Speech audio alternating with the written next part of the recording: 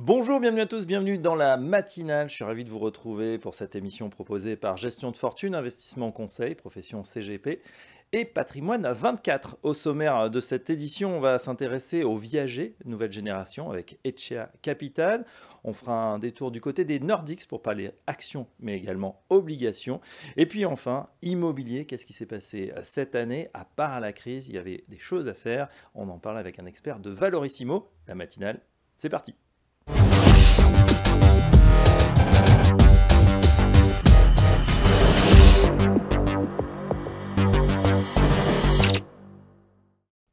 Et tout de suite dans la matinale, on va parler viager nouvelle génération avec notre invitée, c'est une experte Zoé Bach. Bonjour. Bonjour Fabrice. Vous êtes directrice du développement chez Etchea Capital, joli nom. Vous allez nous expliquer dans un instant. Et on va justement parler de cette nouvelle formule du viager qui intéresse de plus en plus, non seulement ceux qui ont des besoins, mais aussi les conseillers en gestion de patrimoine. Première question, Zoé, est-ce que vous pouvez nous présenter Etchea Capital ? Oui, avec plaisir. Etchea Capital, donc on est une grosse ADN basque. Etchea qui veut dire la maison en basque, pour la maison de gestion et la maison des seniors. C'est une société de gestion immobilière indépendante qui a été créée fin 2023 avec plusieurs associés. La fondatrice Charlotte Evangelidis, qui n'a pas un nom basque, mais qui est d'origine basque, qui est du coup la présidente et gérante principale des fonds viagers en 100% bouquet. La famille Dassault, à travers le family office Aber Dassault Finance, qui est notre associé financier. Vous pouvez également retrouver Bernard Lebras, qui est ancien dirigeant de Suravenir. Et ensuite, le reste du capital est partagé entre les cadres dirigeants de la société de gestion. Très bien. Donc, vous lancez des fonds également depuis cette société. C'est le troisième fonds déjà que vous lancez. Alors aujourd'hui, c'est le premier fonds d'Etchea Capital, mais c'est le troisième fonds de l'équipe. C'est un fonds immobilier sur du viager en 100% bouquet.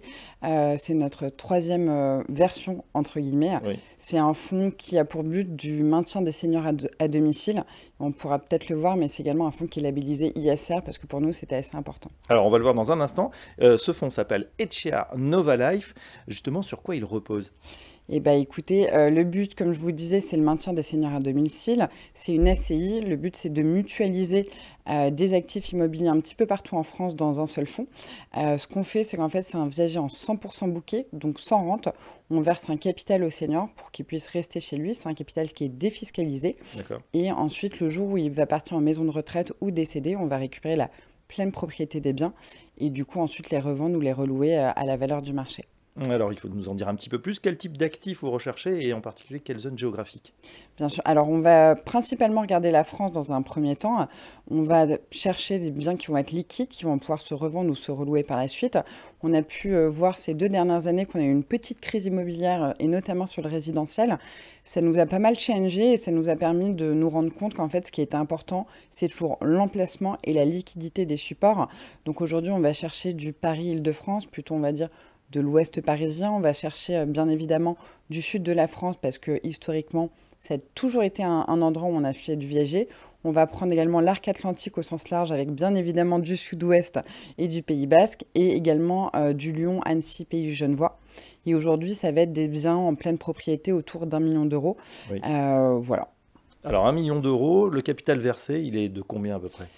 Sur le portefeuille qu'on a créé depuis cet été, le fonds étant créé en juin 2024, on a versé un capital en moyenne de 600 000 euros aux seniors avec une décote moyenne de 46%. D'accord, ça veut dire que ça pourra être une prime peut-être reconstituée le jour où vous revendez sur le marché libre. Exactement. Et bien évidemment, le but de l'immobilier, c'est également de prendre de la valeur parce qu'on est sur une SCI de capitalisation et donc bien évidemment de choisir des emplacements qui vont continuer à fonctionner et à être évalués tous les ans. Alors, premier fonds, Nova Life pour Etchea Capital, mais c'est vrai que vous nous disiez troisième fonds pour l'équipe. Alors, quels sont les écueils à éviter ou qu'est-ce que vous avez mis dans ce nouveau millésime ? Aujourd'hui, je pense qu'il n'y a pas particulièrement d'écueil, mais c'est forcément une version 3.0. On améliore certains points. Déjà, on a la chance d'avoir une fluidité dans les équipes parce que l'ensemble de l'équipe, en fait, travaille ensemble depuis près de 10 ans. Donc, on se connaît bien, on connaît nos forces et nos faiblesses également. Après, on s'est rendu compte qu'en fait, au niveau de l'espérance de vie des seniors, sur ce fonds-là, on va tourner autour de 10 ans d'espérance de vie parce qu'on s'est rendu compte que ça nous permettait d'avoir une décote assez importante. Aujourd'hui, dans le portefeuille, vous allez pouvoir voir qu'on a du coup en moyenne 46% de décote et l'espérance de vie est toujours autour de 10 ans. Alors que Normalement, autour de 10 ans d'espérance de vie, on était plutôt sur 15-20% de décote. Donc, comme on peut le voir, ça nous permet vraiment de négocier le prix de l'immobilier et d'avoir un achat plus important. Et également, un point important, notre troisième fonds aujourd'hui est labellisé ISR, chose qui n'avait pas été fait dans le passé. Ça nous permet d'avoir un élément supplémentaire et de pouvoir améliorer cette version du fonds. Voilà, labellisé ISR pour un fonds, vous êtes sur de l'immobilier, ça veut dire accompagnement pour la rénovation énergétique notamment, pour que les seniors restent plus longtemps chez eux, enfin mieux. Oui, en partie. Aujourd'hui, donc on est labellisé ISR. Bien évidemment, le but, c'est de maintenir les seniors au mieux. Et en fait, aujourd'hui, avec tout ce qui est DPE, chose qui n'existait pas quand le premier fonds avait été lancé il y a pas loin de 8 ans maintenant aujourd'hui, avec les DPE, quand on achète les biens qui sont expertisés, on va pouvoir savoir si en changeant une fenêtre ou un radiateur, est-ce que ça permet d'être mieux isolé. Et aujourd'hui, en fait, ces seniors ont le droit à des aides de l'État, qu'ils soient propriétaires ou locataires, et nous, on les accompagne pour faire ces rénovations énergétiques et donc mieux vieillir chez eux avec moins de factures d'électricité, mieux isolé, pardon, et parfois avoir beaucoup moins chaud l'été parce qu'on va pouvoir mettre notamment la clim dans certains appartements en maison. Bien sûr, il y a le confort d'hiver en ce moment, mais il y a bien sûr le confort d'été et ça va devenir de plus en plus chaud dans les années à venir. Merci Zoé Bach, on en sait un petit peu plus en tout cas sur Etchia Nova Life. Je rappelle que vous êtes directrice du développement d'Etchia Capital et à bientôt dans la matinale.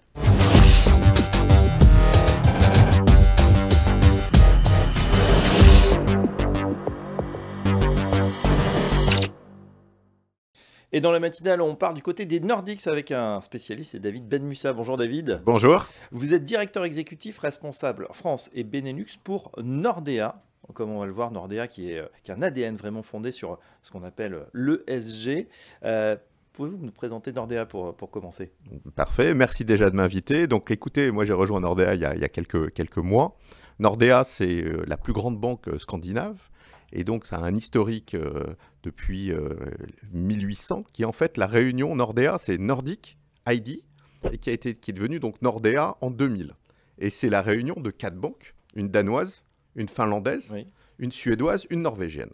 Et donc aujourd'hui, la banque Nordea, auquel appartient l'asset management dont je vais vous parler, c'est une capitalisation boursière de 38-39 milliards d'euros, donc comparable à des grandes banques françaises que vous connaissez bien.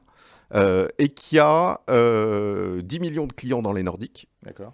Et qui détient donc l'asset management. Donc l'asset management, en fait, a une particularité. Donc on gère 270 milliards d'euros, à la fois pour les clients de la banque, qui représentent à peu près 150 milliards, et le reste pour la clientèle externe. D'accord. On a l'habitude de dire justement que les pays nordiques, ils sont de tout temps plutôt engagés en faveur du climat. Ils ont cette fibre ESG. Comment ça se traduit dans le groupe? Alors, c'est pas plutôt, c'est vraiment leur mode de vie. C'est vraiment culturel. Quand vous allez visiter, moi j'étais à Copenhague où il y a donc un gros centre de gestion. J'ai découvert pour la première fois ça il y a quelques mois. C'est vraiment leur mode de vie. Et donc, c'est vrai que le ESG pour les Nordiques, et en particulier chez Nordea, c'est dans l'ADN de la société. Donc, tout ce qui est sustainable, tout ce qui est climat, et on en parlera peut-être un petit peu après, hein, c'est vraiment quelque chose qui est naturel pour eux. D'accord. Justement, on va se focaliser sur les fonds. Comment ça s'est passé pour cette année 2024? Alors, on a parlé d'ESG. C'est vrai que l'ESG, c'est un peu compliqué, entre guillemets, cette année en termes de performance, mais c'est toujours pareil.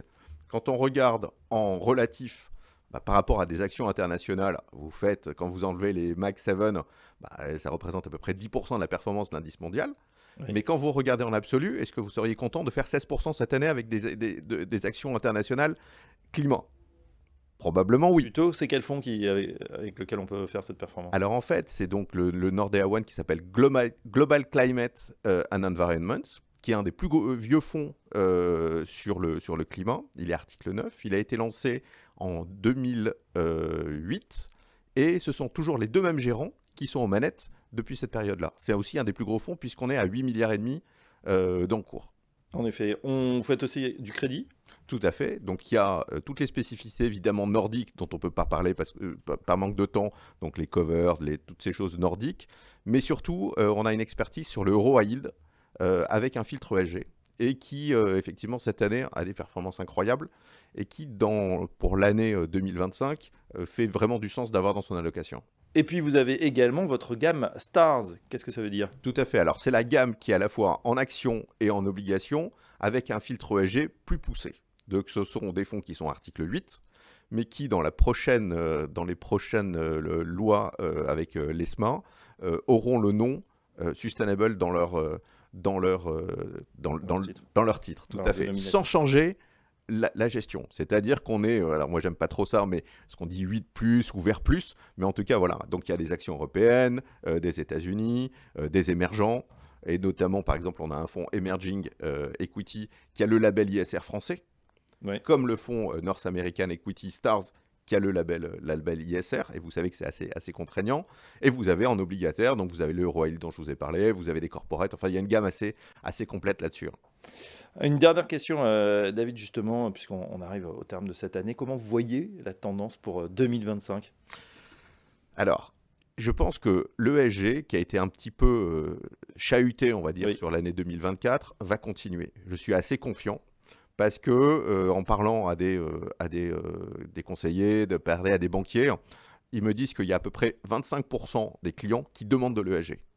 En corollaire, il y a 25% des clients qui disent « j'en veux pas du tout » et 50% qui disent « je sais même pas ce que c'est ». Pourquoi pas ? Et donc, ces 25% qui demandent de l'ESG, Nordea est le partenaire ESG pour vous accompagner avec toutes les classes d'actifs.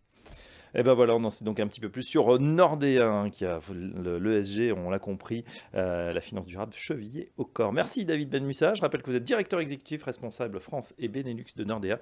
Et à très bientôt dans la matinale. Merci beaucoup, à très bientôt.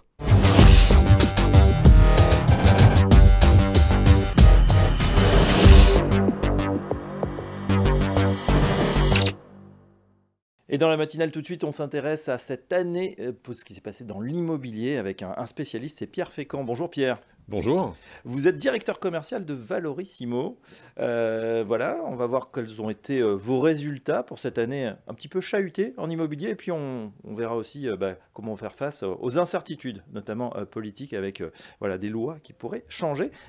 Pour ceux qui ne vous connaissent pas, pouvez-vous nous présenter, première question, Valorissimo? Valorissimo, en quelques mots, c'est une marketplace donc qui a vocation à développer le commerce d'immobilier en B2B, oui, à la fois avec des CGP, CGPI, cabinets et des institutionnels banques-assureurs. C'est une plateforme qui réunit aujourd'hui l'offre d'une trentaine de promoteurs approximativement, dont celle de Bouygues Immobilier, qui est aussi l'actionnaire de Valorissimo historique, une vingtaine d'années d'existence.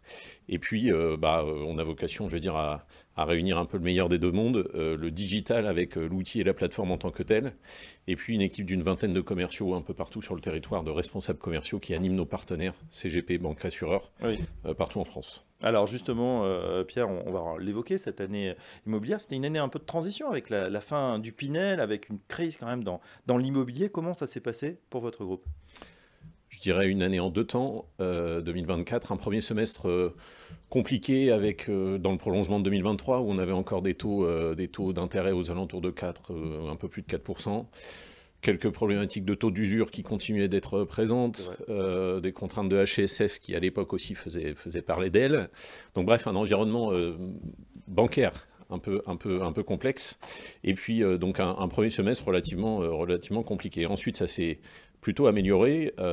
Évidemment, la baisse des taux que tout le monde a à l'esprit, qui se poursuit, et donc une solvabilité des ménages qui s'est de nouveau améliorée, un pouvoir d'achat immobilier qui s'est restauré. Et on a fait un bon deuxième semestre avec, je veux dire, principalement deux grands axes de développement.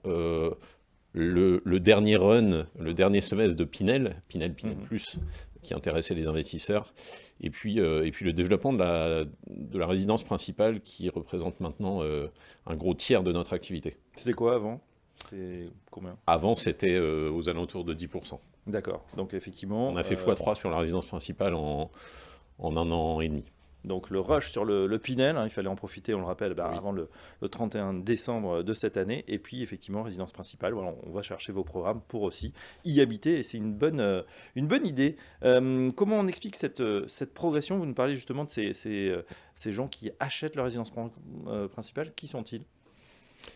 On a deux populations. On a principalement des primo-acquéreurs des primo-accédants, pardon, qui profitent également, alors à la fois de la baisse des taux, de la solvabilité des ménages qui s'est améliorée, comme je le disais, mais aussi de conditions d'emprunt type PTZ, voire PTZ boosté dans certains établissements bancaires, qui leur donnent accès à une offre de résidence principale de plus en plus conséquente, et qui donne aussi accès parfois à des avantages en matière de TVA, avec une TVA réduite à 5,5 dans les zones en rue.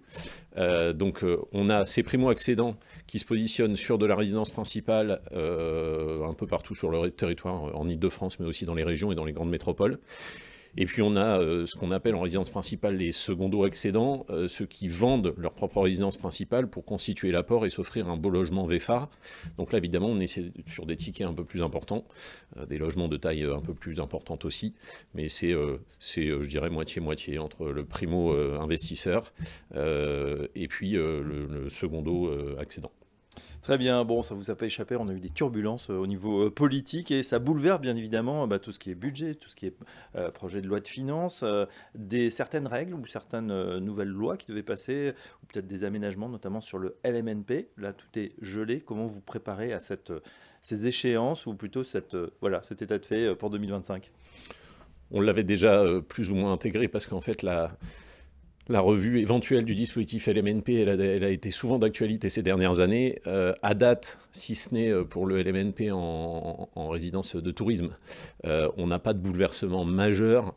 Et donc, en fait, on continue de commercialiser. Nos partenaires continuent de consommer beaucoup de LMNP gérés comme depuis déjà de nombreuses années, mais la nouveauté, et ce qui, je suppose, va aussi nous accompagner en 2025, c'est surtout le LMNP non géré, dans des résidences avec des offres principalement packagées que nous mettons en place, de pack meubles, de gestion locative et d'accompagnement, mais en fait une fiscalité qui continue aux investisseurs de leur permettre d'avoir une vingtaine d'années de loyer sans impact fiscal trop conséquent.